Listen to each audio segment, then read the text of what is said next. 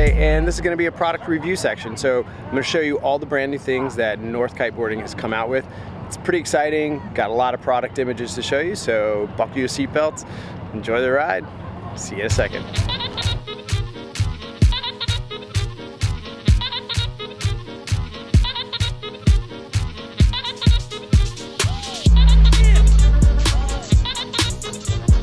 Hi Ryan Evans. Hi Ryan.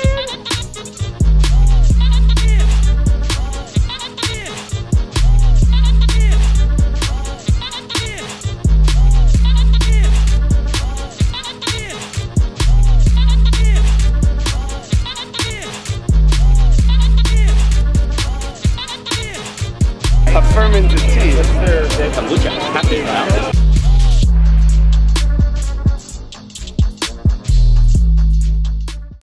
Hello and welcome to 321 Kiteboarding. We are sitting here in Hood River with Sky Solbach.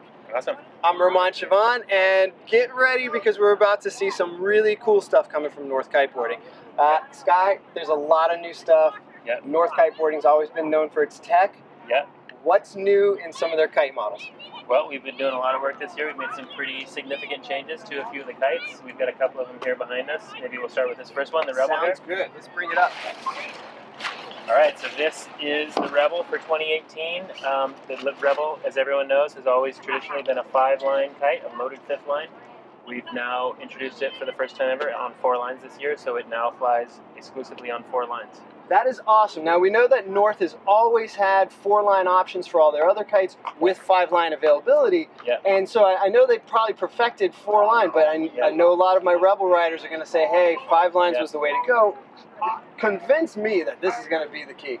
Well, this is not something that we've just thrown together in the last year. We didn't all of a sudden just say, oh, we need it to be on 4 lines and switch it to 4 lines. This is something that we've been developing for actually about 4 years now, and we've kind of been doing it in parallel with our 5-line kites, and we were never quite ready to release it on 4 lines because we didn't feel like it was there yet. The performance just wasn't ready on 4 lines. So for the first time ever now in 2018, we felt like it was ready.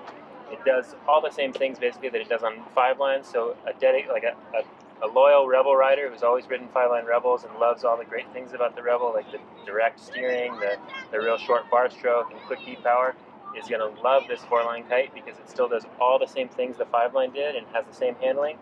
But on 4 lines, it has better steering as well, so it has much rounder steering. So it's just like the old Rebel, but it steers even quicker and even rounder. Awesome, phenomenal. I see that the bridling is really minimal, but it looks like it really holds the arc the same way that that 5-line system did.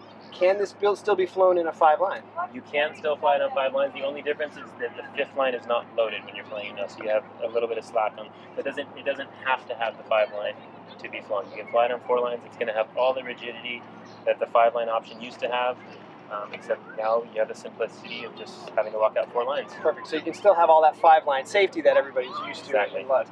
Yeah. Perfect. Now, is there anything else that they changed either in this kite or over the whole lineup? Yeah, there's a couple of things, I guess, that we should point out which have changed on all the models. The first being our lazy pump system.